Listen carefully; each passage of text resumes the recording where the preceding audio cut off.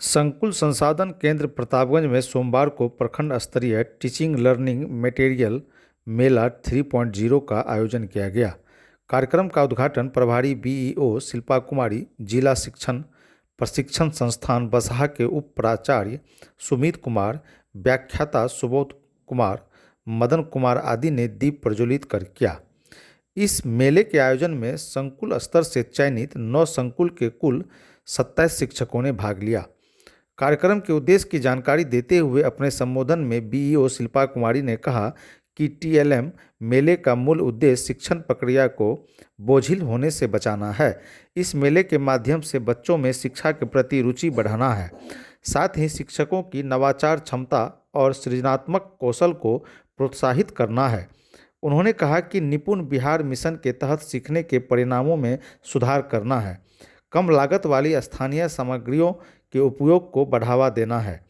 उन्होंने कहा कि संकुल स्तर के टीएलएम मेले से शिक्षक चुने जाते हैं, जो प्रखंड स्तर के मेले से चयनित होकर जिला स्तर पर अपनी शिक्षण प्रतिभा को दिखाते हुए चयनित होते हैं। उन्होंने कहा कि मेले में सर्वश्रेष्ठ प्रदर्शन करने वाले शिक्षकों को प्रशस्ति पत्र देकर सम्मानित किया जाता है। देखा था कि टीएलएम मेला में शिक्षकों से ज़्यादा बच्चे उपस्थित थे। बच्चे प्रोजेक्ट या फिर मॉडल चार्ट, रूट ये बाकी सारी चीज़ों को प्रस्तुत कर रहे थे। टीएलएम मेला का मतलब होता है टीचिंग लर्निंग मटेरियल, यानी कि आप सभी शिक्षक इसमें मेन रोल में होते हैं।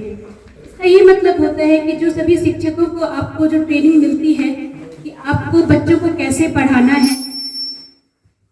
जैसे पढ़ाने का 2 तरीका होता है, एक होता है ट्रेडिशनल तरीका, किताबों से पढ़ाया जाए। दूसरा होता है किताब से बाहर निकलकर हम दूसरे रचनात्मक तरीकों से बच्चों को पढ़ाएं, जिनसे उनके अंदर की रचनात्मकता बढ़े, उनके अंदर कुछ नए इनोवेशन चीज़ें आए और पढ़ने में उनकी रुचि बढ़े।